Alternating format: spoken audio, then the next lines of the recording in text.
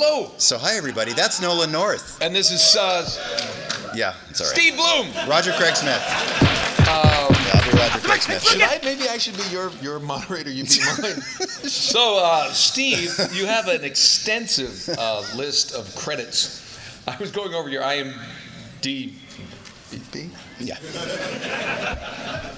By the way, that joke was going nowhere, so I'm just like hit the abort button. No, we're going to leave it to you guys because we are hopeless. We need words. We're voice actors. He memorizes things and does things on TV and movies, but I don't. That's because I have children that still require my money. Your money. I'm being serious. Yeah, a lot of times, I don't know about you, but I just rely on questions because I do too. I don't have like a hey, now listen. So it all began back in '96. Yes, when my actoring began, I was nothing but a weeb. But now, what is your favorite character you've ever done? I'll start. When I was going, what is your favorite character you've ever done? Richtofen. Well, it's true. Kids, you'll understand later. Yes, you'll understand later, kids. Yes. No, I think we should open this up to them. You guys have questions, right? Yeah, and you know what? There's like, just yell it out, and if we'll repeat the question. Yeah, so, that's good. You're right there. So talking about favorite characters, for you, Nolan, how the heck did you end up playing Merasmus in Resident Team Fortress 2? How did I end up Merasmus Team Fortress 2? Okay, I'll be over here. That's going to be about 45 minutes. Go ahead. No pressure. I thought I told you I need 50 minutes. I'm sorry. Actually, no. Merasmus was with Valve, and I had worked on Portal with them, Portal 2, I guess it was, and just knew the developers, and they had this zany character, and I think I could be making this up, I'm not kidding, but my birthday is Halloween, and Merasmus was a Halloween special kind of thing, and they had me come in and do that, and the Abominomicons and Merasmus, which was just a bad Vincent Price who loses it. It's literally like it's Ren Hoek and Vincent Price. It's just remember how Ren Hoek is there and he goes crazy like that. So, but then Vincent Price doing the same. It's just like I've told people here today. No such thing as a bad impression. It's your own original character. There you go. There you go. Well done. How about hot dog in the front? So I have a comment and question for both of you. Perfect. I really like seeing Steve, seeing you in The Mandalorian playing Zeb in live action. So if either of you had the chance to play one of the characters that you voiced in live action, who would it be? Zeb. My wishes came true. I couldn't believe they let me do that. He does live action, so his characters are live action, a lot of them. But yeah, that was a different thing for me. I don't get to do that very often, so I was super excited. As a Star Wars fan, pardon me? Were you on the set? I cannot talk about it. I have the Dave Filoni chip inserted into my neck, and my head will just eviscerate into a rainbow spray if I say the wrong thing. So all I'm allowed to say is sound one. That, really? Over there. Is it really making you uncomfortable? If your head explodes, yeah. That ain't gonna be the only thing, baby. Sitting next to you, Nolan North, ladies and gentlemen. Yeah.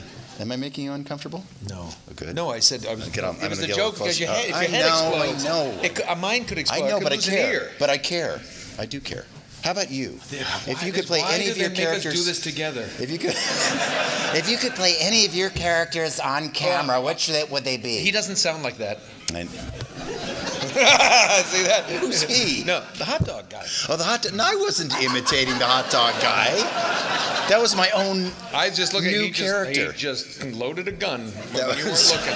That wasn't a gun. But it was covered in ketchup. I've done a lot of conventions. That's one of the best questions I've ever heard. Right? Yeah, it really is. Now, most people would say Nathan Drake. Way too much work.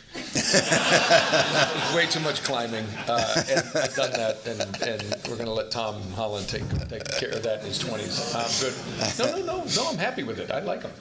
Arguably the biggest box office star, and where was Drake in his 20s? Go ahead. The games live on their own.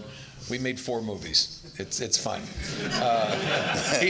Funny quick story. He actually, when we worked together, he said he actually had to do the jumping. He does a lot of those stunts himself. They put a rig on him and he jumped from box to box in that famous scene where you fall out of the plane. He said, yeah, man, it's like 4 days. I was spoiled black, but I got like Spider-Man, everything I've ever done. It was like one of the most taxing, most exhausting things. And I was just battered up. I had to take a day off just to like, get. I'm like, yeah. He said, did you do? I said, yeah. But I was in a mocap suit for about 4 hours. We took a nice lunch.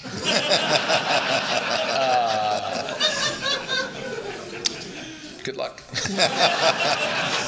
I think I gotta be honest with you. I think a lot of people, I think like if they ever did a Call of Duty, I would love to do it like a Richtofen. If that would just be so incredibly zany to do. Now they probably would get like Christoph Waltz, who's like German, but that would be pretty cool. But it wouldn't be Drake. Far too much work. Too much climbing. Weren't you on a beach in that movie? Just sitting there on the beach, just hanging out? Which is one of my favorite things, because apparently, if you don't know who I am, that scene makes no sense. And I talked to my brother about this, and he's like, I said, can you imagine just like people like, oh yeah, I love that movie. Yeah, well, Mark Wahlberg's so cool. Oh, anything Tom Holland's in. Yeah.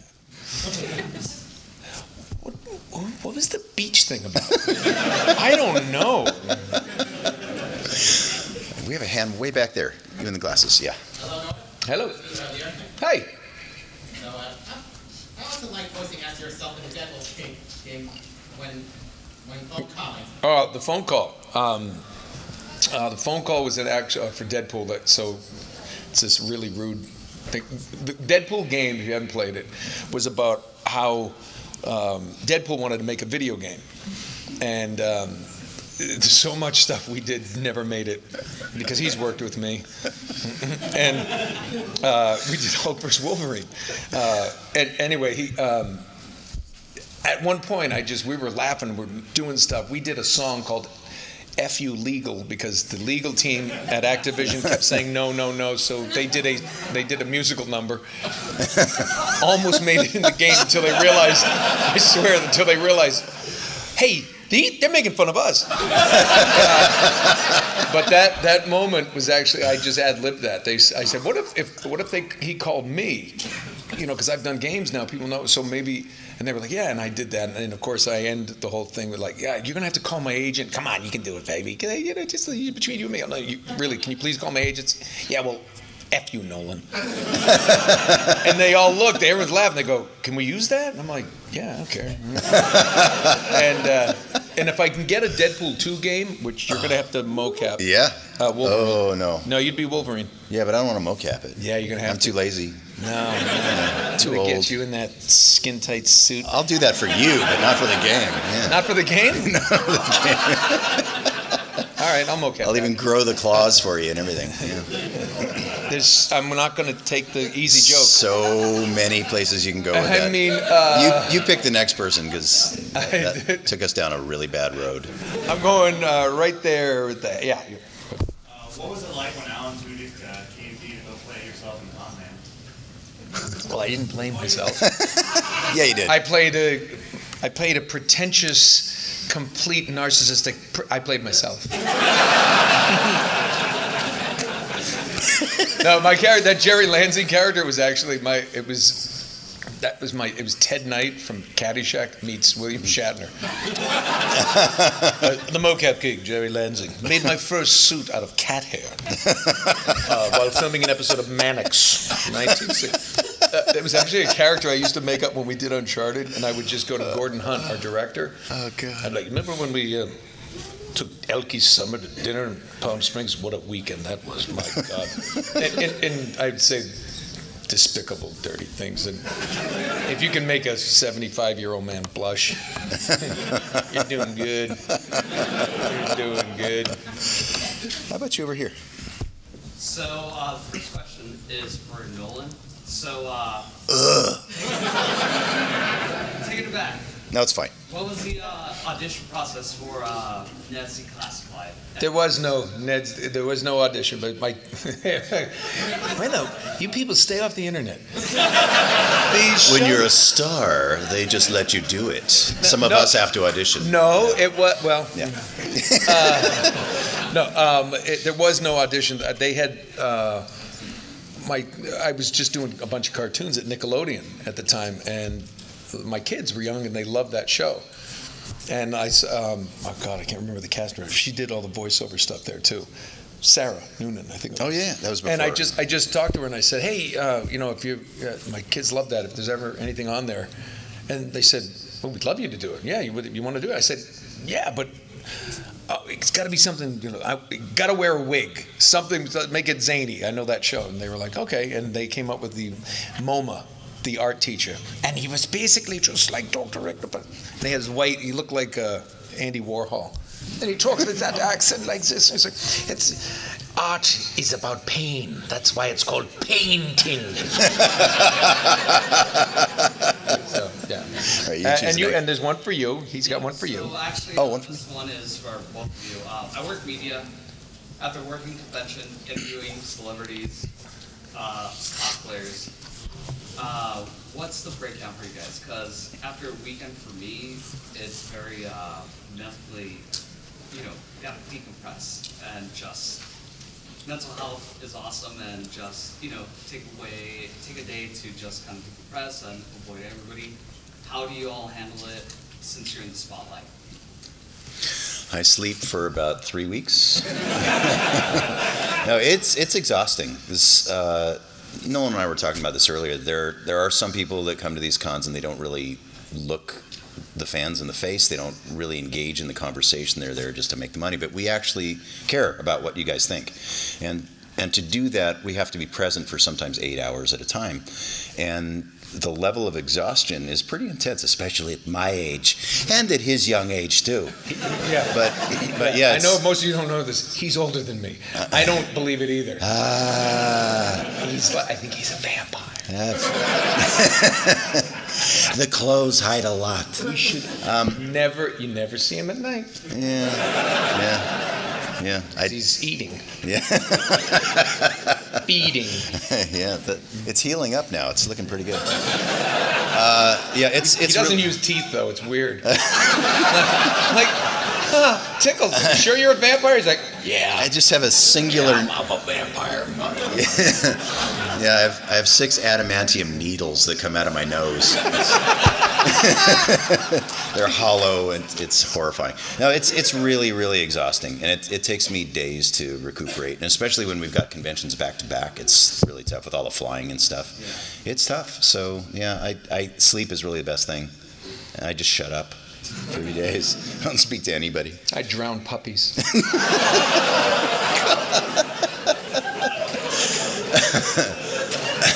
Who's that? No. No. I think that the thing that it's just the idea of your energy is just up, and you kind of go. It's like being in a party and you're bouncing around. If you're hosting a party and do it, and then everyone leaves and you go, that was fun. Oh God. But it's also a privilege that we get to be here with you. I mean, we enjoy it while we're here. It's just you're just like, hey, I was like, oh, it's great, and then everybody leaves, and you're like.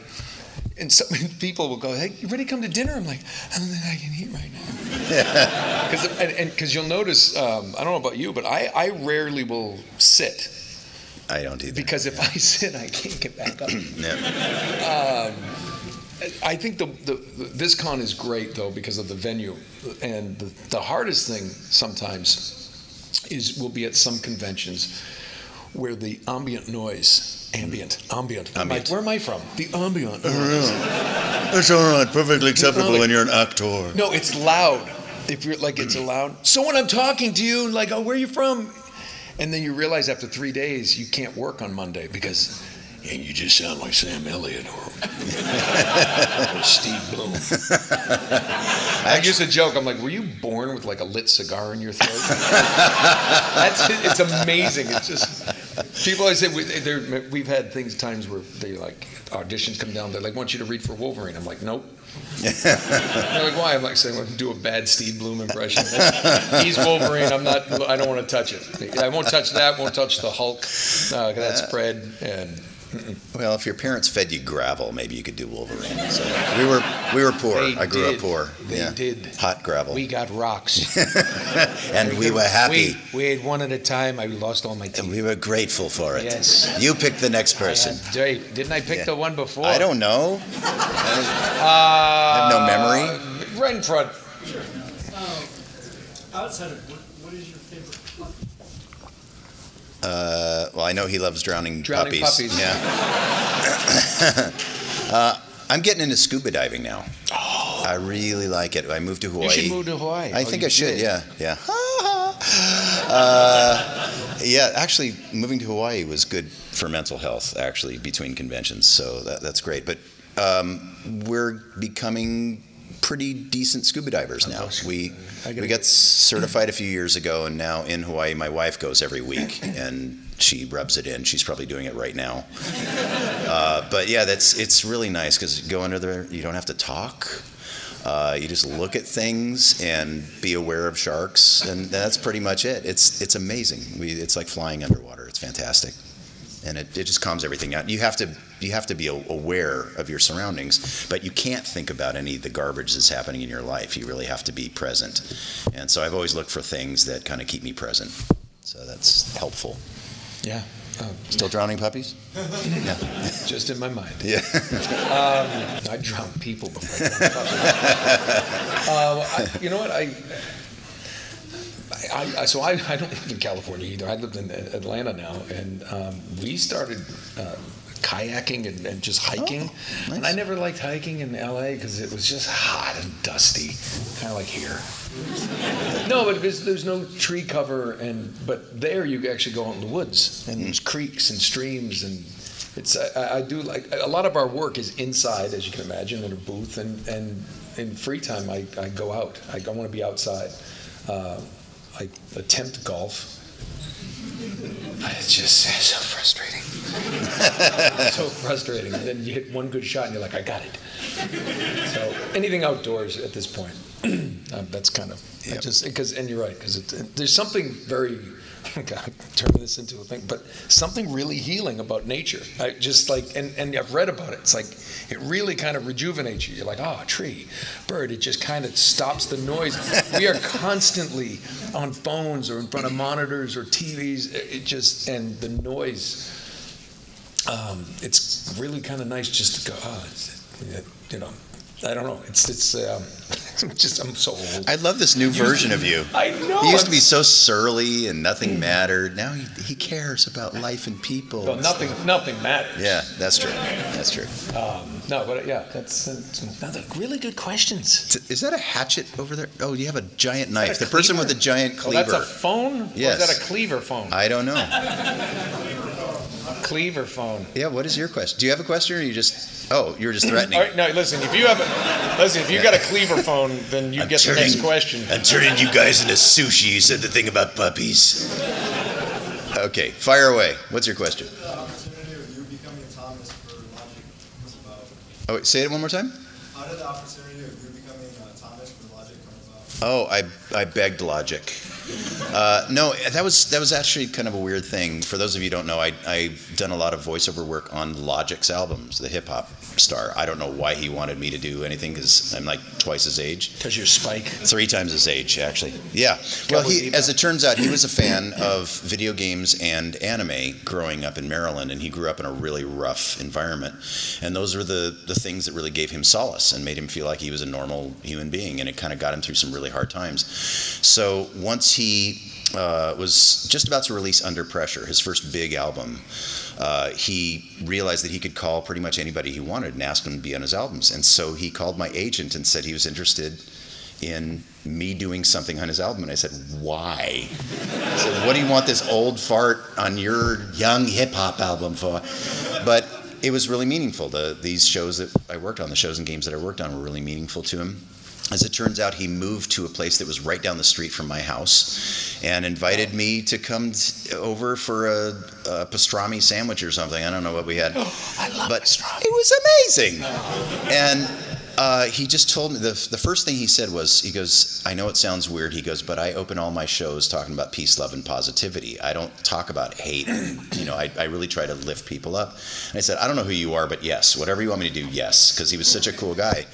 And so that night, he went back to his place and he wrote all of the lyrics for Incredible True Story. And we recorded it like 2 weeks later at my house, and I shoved Kevin, the guy who played Kai, into my little booth with me to make him as uncomfortable as I'm making Nolan right now. And we had a blast doing that, and he's become one of the dearest people in my life. I call him my little brother. We've been texting all weekend. He's amazing. And he's got some amazing stuff coming up soon too. So if you don't know Logic, check him out. He's incredible. Yeah, thank you for that. No more questions? You go. Look, the dog says that, yeah, she knows how much we hate each other. Yeah, right. If y'all were to switch a character between the two of you that you voice acted, which one would it be? Switch characters? Switch characters? Oh. Well, if I have to pick one I can do.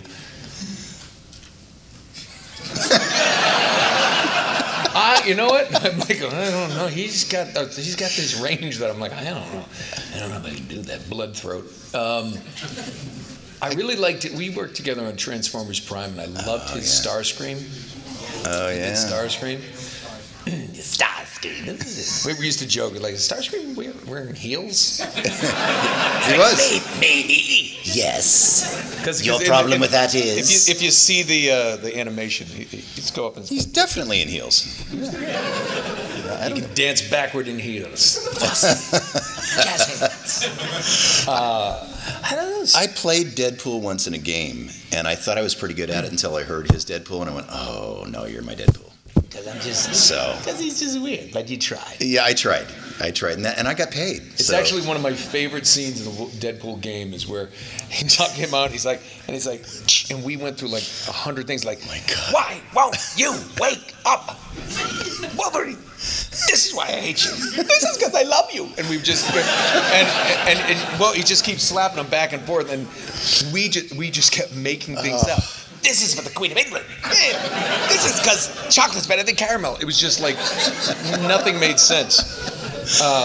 It's so hard to work in a booth with him because this is what happens through the entire session. Well, the first time I met him, he spent about 25 minutes telling me about his vasectomy and showing me in graphic detail, graphically describing the process of it. And I went, I don't even know your name yet. Oh, God. But he took my doctor's number. I did. And his. He makes me cry in the studio laughing so hard. It's really, I have to be separated. I couldn't. Speaking of my vasectomy, the guy was doing it, and at one point they cauterized things, and I just go, Doc, you smell bacon? I smell bacon. And he pulls out, he goes, please don't make me laugh right now. It's kind of my go-to thing. I actually did that. He goes, you don't want me to laugh right now. Oh, my God. I'm like, okay, I don't know what's going on. And then I turn, and there's a nurse there. I'm like, turkey or pig? I'm just curious. I like details. How about you in the hat right here? Yes. My question is for you. That's an interesting. Okay. That's for you. Thank you. I recently found out that you were the voice actor for Grunt. Yes. From Mass Effect. Thanks, Shepard. I love Grunt so much. I just love the croaking species. Anyway, I was wondering like what you have to go through to make your register so low for that. Nothing. We went. No. We actually. He's no. A freak. We went through a device that pitches me down. So I recorded him like this. But they pitched it down electronically another semitone or two. So I didn't have to work. I didn't have to work that hard. It was great. I just read words on a page. You know, a lot of people don't know that that's done. One of the most famous ones, like everybody thinks Eric Cartman can like this. Eric Cartman, you guys. But It's really good. Wait, yeah. Well, no. Oh, thanks. But it's like, You thought about voice acting? You could learn at bloomboxstudios.com. I'm kidding. I prefer D. Bradley Baker's No, but here's the funny thing is, Trey Parker does that. And Eric Carmen sounds like this. Hey, you guys, what are you doing? And they pitch it down. They pitch it up. Yep. So it's not somebody doing it. So when people go, I sound like Eric Carmen. It's like, no, you don't. Not really. Yeah. Just a little thing. They do play with that sometimes. Yeah. Yep. All right, you choose. Why? You always say that. I just chose. Well, she chose you. I choose you, Pikachu. No, that guy. Yeah, you're kind of like Jack Black. Okay. All right, now you talk too much. Next. Steve, Damn it! Steve, you famously voiced like two very famous Naruto villains. I just wanted to ask, like, did you book both those roles at the same time? Did they have you come in for one and then you got the other one at the same time? Like, how did that? That was 73 years ago. I have no idea. I think I booked Orochimaru first, if I remember right. And while I was in the booth, they auditioned me for Zabuza. So I have no idea. I think that's how it happened, but I don't remember. You'd have to ask my wife. She was directing. Mary Elizabeth McGlynn, ladies and gentlemen. Yes. My wife. The one that got away. My wife. Not from me. I got her. Yeah, you know. That's what chloroform will do. Okay, I see a guy pointing to somebody else. Like, does this smell like chloroform? She woke up likes in Hawaii. She likes underwater. it. What happened? She likes it. It's good with vodka. With the puppies. Okay, yes. It's good with vodka. Okay, Cosby. What, too soon?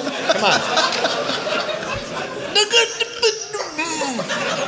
I didn't say anything. Oh, wait, shush you. He's trying to ask a question. Oh, you picked someone? How did you pick someone? Wait, say it again. This question's for the both of you. Okay. For the work you've done in Zombies, what would be your favorite voice lines from it? I hate you, Dempsey.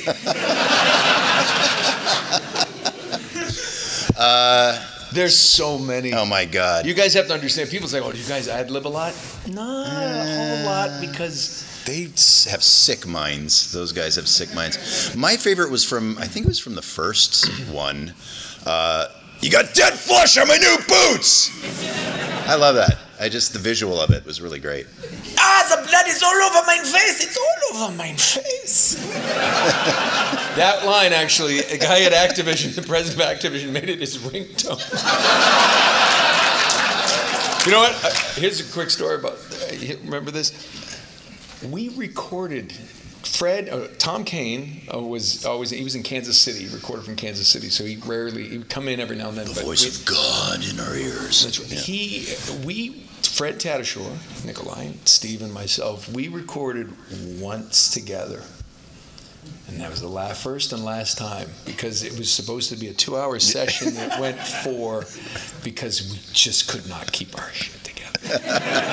We laughed so much. They were like, we're not going to get this game done. It's because when Fred gets going, he gets rolling. God. But we were just crying. Guys, we have 1,400 lines to record today. We've gotten through 6. And we have to redo 3 of them.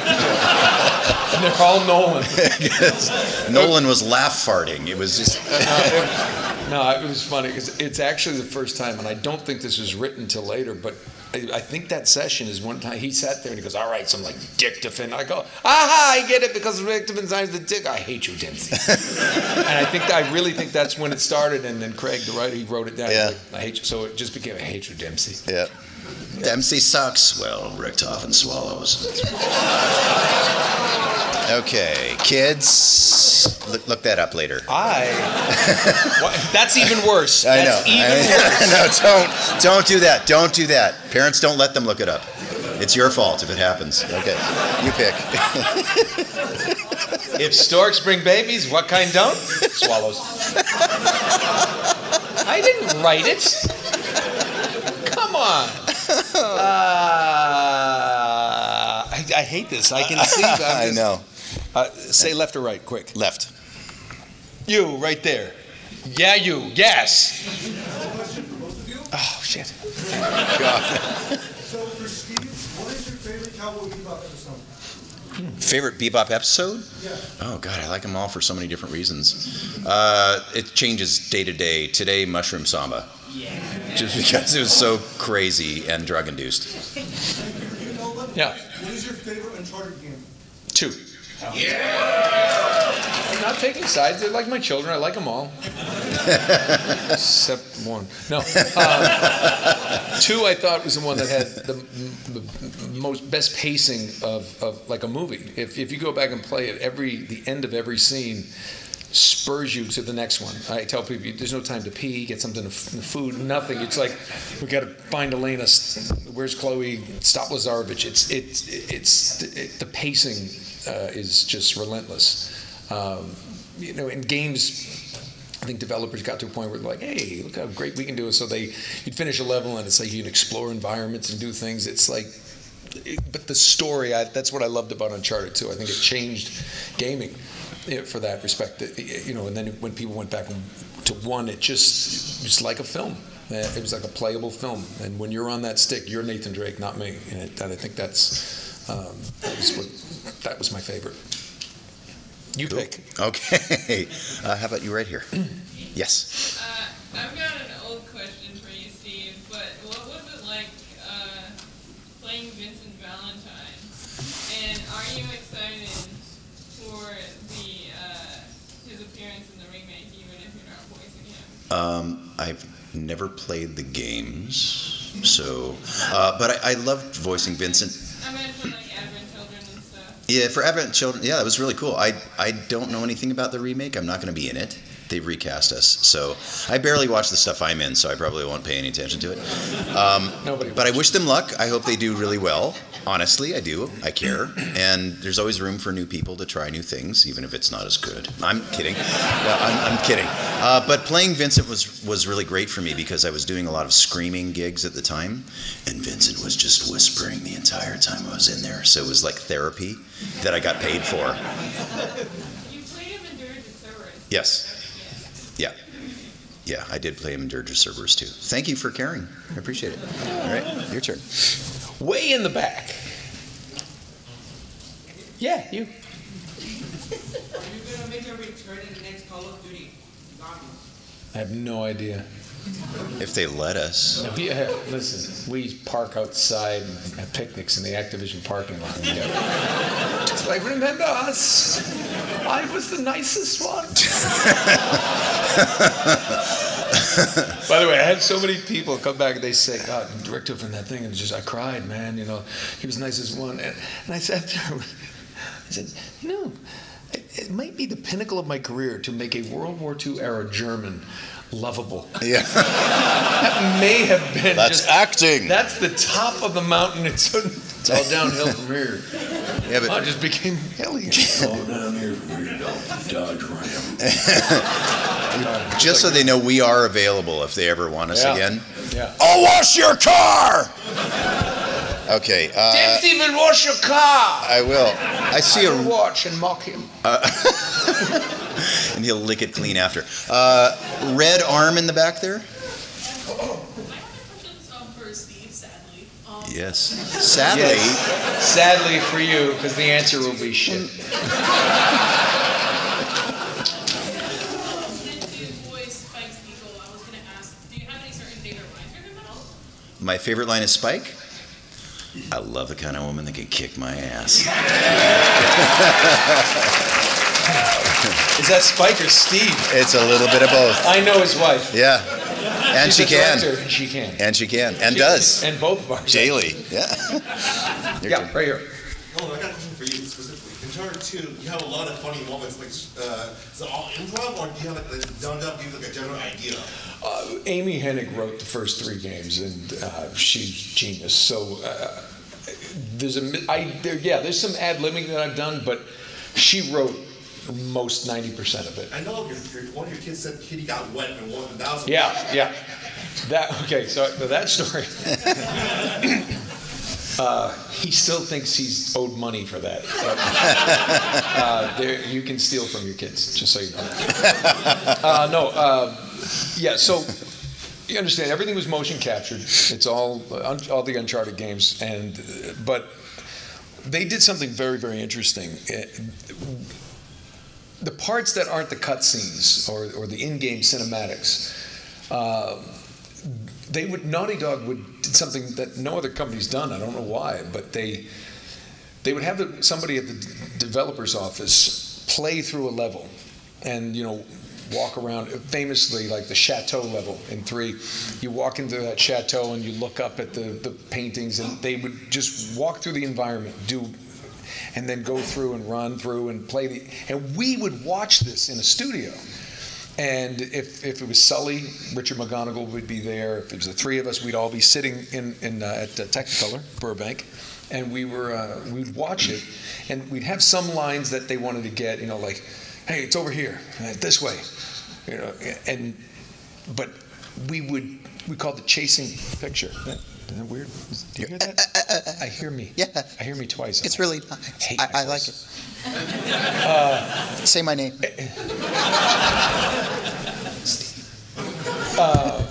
So we called it chasing picture, and we would watch it. So I'd be sitting there with coffee and be like, Sully, it's over here.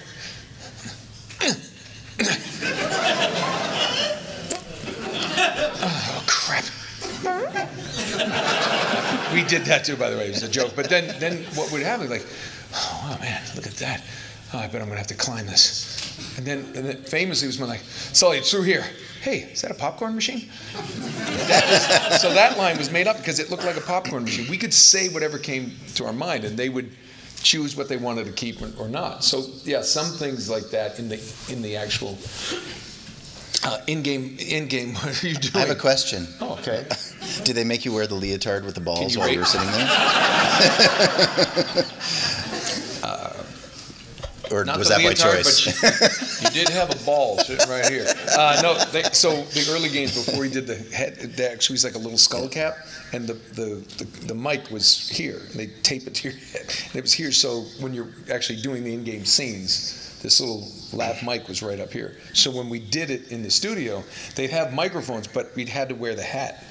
And then at one point, they said a little reflection, so they had this big long piece of velvet or something and we put it over our laps. It was the most bizarre thing.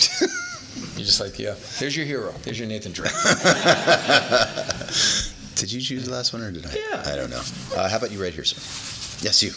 You. I love how everybody turns I know. around. What? Oh. Nolan, for I know. Sorry. It's okay. Were you satisfied with how Uncharted 4 ended, and is there any part of you that would want to return for another one? I still have bills, so I would love to return for another one. But I would tell you, I just really don't think that's going to happen. They did wrap it up with the 4th one. And I think, it's one of the first games that ever allowed the lead actor to, and characters in general, to age with the character. So, it's just that was really, Lara Croft was the same age, Mario never ages. Zelda. But it was, I was satisfied, of course, if they wanted something again. But I think Naughty Dog, Amy Hennig is now at Skydance Media doing some great work. Naughty Dog, I think, is moving on I've heard from fans, nothing I've heard industry-wise, from Last of Us and Uncharted. I think they've, God love them, they probably want to do a new IP or something, just to start doing some other things. So.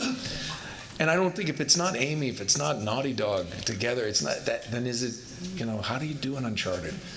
And if they are doing one, they haven't called me, and then it's not an Uncharted. I'll be doing that when I'm like 70. Like, what was that? I don't know. I don't either. Let's just forget I did. It doesn't even really matter. Nobody listens. Is it Steve? It's your turn. No. It's my turn? Don't even try. Spidey hand. I want to ask, what are your guys' you've done so many big roles like Nathan Drake, Spike Spiegel, and zombies characters. What are some of your smaller roles that you enjoy to do? I was just telling somebody about this today, that the weirdest thing that I ever did that was so much fun. I did this thing called Kashmir the Flying Camel. And it was an audiobook. Bryan Cranston narrated it. It was Colleen O'Shaughnessy played all of the female roles. I played all the male roles. And it was a great story. It was this amazing fantasy story. But they would travel to all these different lands trying to solve this puzzle, basically.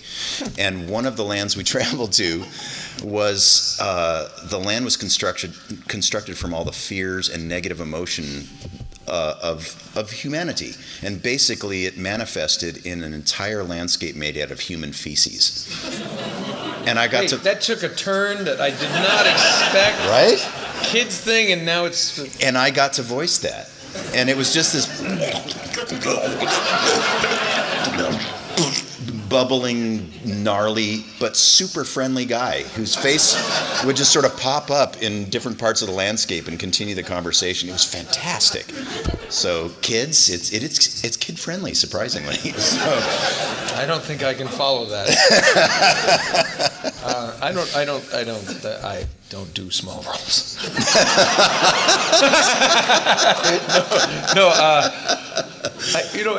In games, the first one that pops out is Sigmund in Ratchet and Clank Cracking Time. It's like, Oh, sir, it's just this little one character. I'm sure I will help you. That was kind of cool, and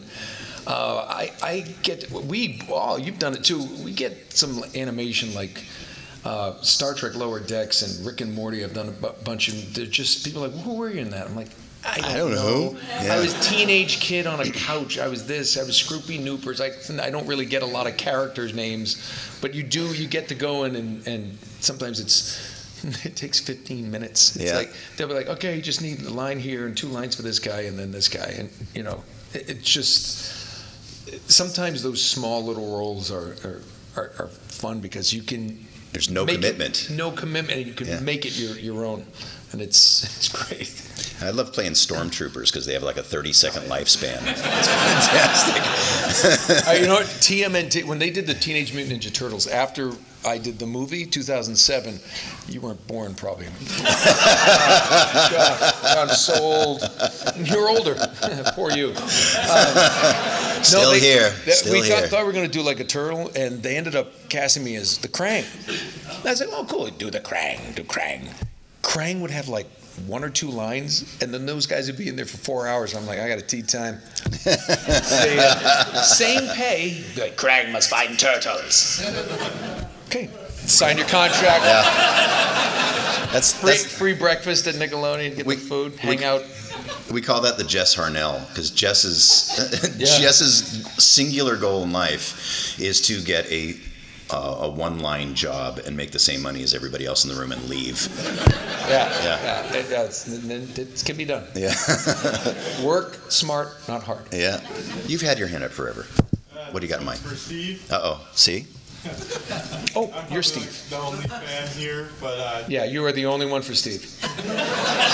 It's okay. I appreciate you. Thank you. And me too. What's your favorite season of Lego Monkey Kid, and what's your favorite quote? Oh God, I don't remember any quotes from it, and I've only seen the first season, so I don't have an educated opinion. First season was really good. No, I'm going to catch up on that because it's a really fun show, and I think really underrated, and it's just kind of catching its wind now. So yeah, Lego Monkey Kid. It's pretty crazy. It's basically the Monkey King story, but a new twist on it. The ancient Chinese Lego, it's now Lego Monkey Kid. Yeah, it's really fun. And a bunch of the people in it are here at the convention too, so I'm going to watch it just for you. And then I'll tell you next time, so ask me next time. Yeah, right back there. Yeah. I just want to say, I'm a huge Zombies fan. I've been playing them forever, since World at War, to now. I just want to know your thoughts about how it started from just a simple mode to having vast lore with multiple different games, and just your thoughts on just the whole path going forward. I believe it's the uncanny talent of Nolan North that drove it to where it is today. I think people just wait. I'm him. Oh. You know, seriously, it really. I remember. This is funny. Have you seen the? What is it, like the documentary? Well, the end after the end when it's Tom and Fred and Steve and I and Craig. Yeah. So if you watch that whole thing, I think we talk about that. But I tell people here at the con, I don't know if you remember this. I showed up at Activision, and Steve was there, and and somebody said, "Oh, we're going to get you in hair and makeup," and I'm like, "What?" And he's like, "You know what we're doing?" I'm like, "What?" And he was the one who told me. He goes, "I think this is it." And I'm like, what? I thought there was a session. I thought we were doing it. I didn't know that we were doing like a little interview. And then Tom Kane starts to tear up next to me, and I'm going, okay. Everything. As much as I've enjoyed doing this over these years, this is how somebody needs to tell me things before I show up, because it became the fans all over to you know, how much fun do we have, you know, saying I hate Joe Dempsey, and he come back and forth. It's a little engine that could. It was going to be a one-off. And people liked it so much we did a second, and I still to this day can't believe they didn't do a full zombies game. Right? It's time. I still can't believe Funko Pop doesn't have a Richtofen and a Nikolai and a Takeo. Just those three. No, but really, it's amazing because. Yeah, I mean, it's one of my. People say, "What's your favorite role?" And Drake is my favorite role because it was me. It's led to so much. But if it's just pure voice, it's Deadpool and Richtofen are probably my two favorite just to do voices. And I think it's because they have no consequences to their actions. They can do anything. I can just go back and change everything if I have. Right. You know, right. so respawn. And to be able to work with your friends like that for that long, and just, can you believe this? And we, oh my God, we almost got sued along the way. We made a record together. We made a record, a Christmas album, and then somebody that will go and put it on iTunes, and then Activision said, "This is our lawyer's number." Yeah. We're like, Yeah, but we all, when we got the call to do that, we all said yes, absolutely, and so much fun. And we just made the most awful record imaginable. If you have not heard this, it was called A Very Zombie Christmas, and you can find the individual tracks. 10 minutes, or you just love us and you're high-fiving us. Okay. Yeah, it was called A Very Zombie Christmas, and we recorded it in Keith Aram, the producer at that time. We recorded in his studio, and he put up the money for the orchestration. A bottle of scotch, and we drank it. I brought a bottle of scotch. I had 102 fever while we were doing it. The singing was abominable, and we just... On the first day of Christmas, a zombie gave to me 2 shotgun blasts. It was... And it got worse from there. And we did a Hanukkah song for Richtofen. It was, oh my God, it was amazing. We did, didn't we? We did. By the way, tune. Do you know that? Oh, I remember it now. And it just dawned on me why that's terrible. Oh, read a book, Nolan. It was so much fun. I've told some of you might be here, and this is serious. You know, to be able to work with your friends in anything that you get to do is amazing, and to be able to be fans of the people you work with is amazing. Seriously, because I mean, he's so prolific, and I did my first cartoon series with you. It's Wolverine and the X-Men. I was Cyclops. And I mean, it was just, which it should have been, big hit, should have been picked up for a second season. I thought you were going to say it should have been Cyclops and the X-Men. No, that would have been funnier. Yeah. No, but it was doing real. Remember that? It was a hit. It was on doing really Network, well. and then Disney bought Marvel, and Cartoon Network, and that's why they canceled it, because it was like, well, we're not going to air our show on your network. Yeah. Well, we're not going to give up. And it was like the opposite of the Reese's peanut butter cup. Yeah. Say, hey, you got peanut butter chocolate? Hey, pretty good. Instead, it was like, hey, peanut chocolate. It tastes like shit. But they had written like 9 more episodes for it. Yeah. Season 2, I was going to get to do Deadpool. Age of Apocalypse, yeah. Introduce Deadpool. Oh my God. it was amazing. Yeah. Now I'm sad. I am sad. Right. Who has a happy question? All right. How about you over here? Sorry, Nolan, but Steve. By the way, this is just Joe. I really don't care. It's fine. He needs a question. I do. When you played Cliff in Dead Rising, how did the whole recording process for that go? Were you just doing the voice, or were you actually in there doing the motion capture for everything? I don't do motion capture, so that's an easy answer. I don't remember much about it, honestly. I've never played it. It was probably one of those things where I got the call, came in, recorded in a couple of hours, and I was out. And I had no idea about context even, because they don't give us the scripts in advance. So that was truly one of those projects that I have no recollection of. We talked about that this morning, remember? Yeah. We were just like, we've been doing this a while, and somebody asked me, do you remember when you did this? I'm like, I do not. Yeah. And it's not like dementia. It's just no, it is a little bit. It's just so a little bit. It's just sort of like somebody said, what's your favorite line in that? What's yours? Yeah. I know, because we've said a lot of things in a lot of different ways. We have. And it's kind of funny because I forgot about that song. Well, a lot of games that we record too are under code names, so we don't know what they are while we're recording, and they don't come out for a year. And by that time, we've done 20, 30 other projects. So well, maybe you. Well, yes, of course, because I'm prolific.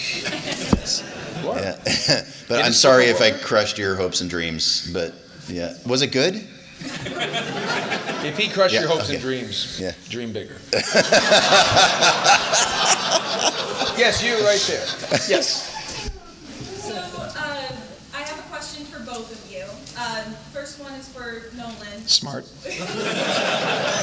You only have 10 minutes, so 7 now. How does it feel to basically be playing Modi, the son of Thor, whose actor is actually younger than you?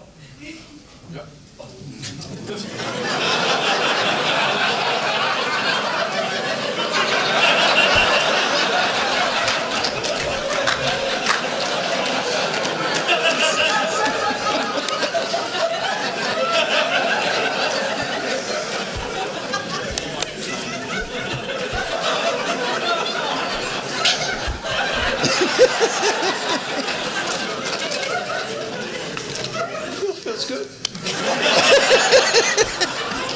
It's okay. Let it out. I don't care at all. I just don't. It's fine. I just Modi. I just I just don't. I didn't care. I don't. You mean Ryan? Is it Ryan? Ryan. Yeah. I looked up at his banner because I've met Ryan before, I've talked to him, and I looked at his banner. I did a double take. I'm like, that was you. You were in. Now I'm forgetting the movie, but the football movie. Remember the Titans? I love that movie. He was my favorite character in that movie, and I'm like, that was you, and I'm like, my God, it's a lot of hair in your face. I didn't recognize him.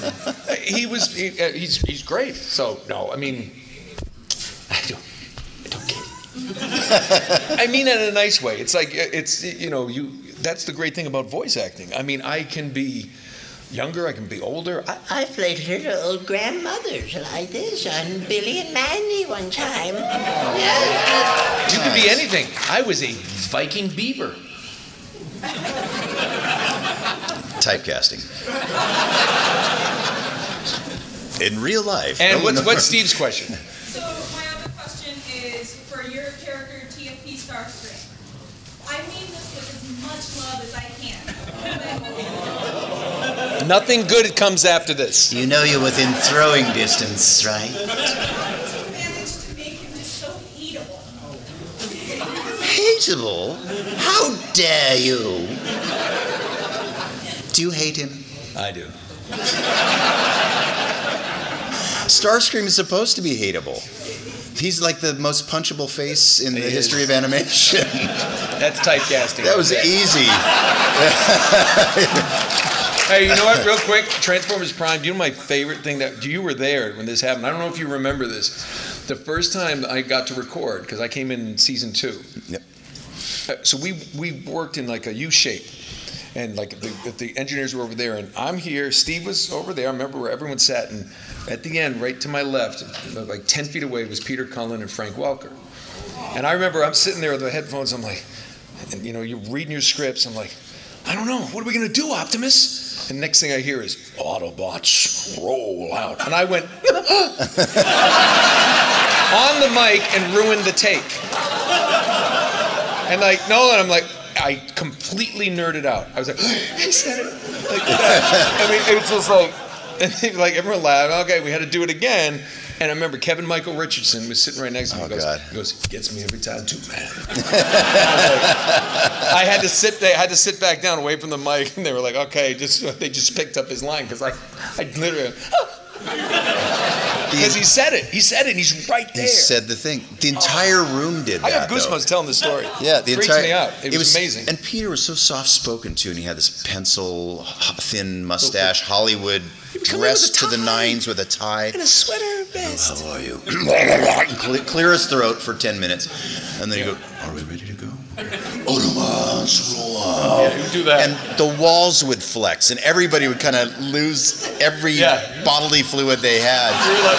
Oh my God, we all turned into like 7-year-old fangirls. It was amazing. And then Frank Welker's over there. Right, Megatron. You're going, I know. It's Scooby-Doo. Oh God. It's everything. Yeah. It's everything. Yeah. It's my childhood is in that corner. That room was stupid fun. Oh my so God, Darren Norris.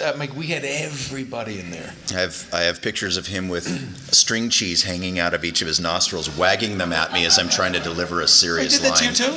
Yeah. Darren Norris did that. I mean, Darren Norris was in Team America. He's Spotswood. Yes. And I remember I did this speech where I almost became the next Prime. Remember when Smokescreen, he may have to be Prime, and I'm doing this whole thing, and so and the line ends, and I just look up and they go, okay, hold on a second. I'm like, okay. And Darren we were in the corner, and Darren was sitting right there just looking at me. He had a pencil hanging out, and his eyes were crossed. He went, my God, Nolan, that was some of the finest acting I've ever seen. He did the Spotswood, and it just was every Wednesday. It was the best. It was one of the best shows I've ever worked on, just because of the people that we were with. Use your acting, Nolan. My God. We're done? How about one? Can we do one more? Yeah. Just one more. Okay, you choose. Why? Because of that. Right here in the middle. Just because you've been shaking the arm and you look like you're just. What is your guys' favorite Call of Duty Zombies wonder weapon? The ray gun is my favorite, but if I don't have it, I will find something sharp and go stabbing. Shotgun! All day, every day. Shotgun, baby. Thank you guys. You guys. Oh my God. Too much fun. Thank you. Yeah. Thank you for putting up with us for all these years. Thank you for letting us in the room together. We love you guys. Please come to our table and say hello. Nolan. Yeah, what he said. I love you. And I'm so grateful to get to be with this man. Give me a hug, you big brother. Man, this is us. This is gonna take Cracker Jack timing, Wang. Total concentration. You ready, Jack? I was born ready.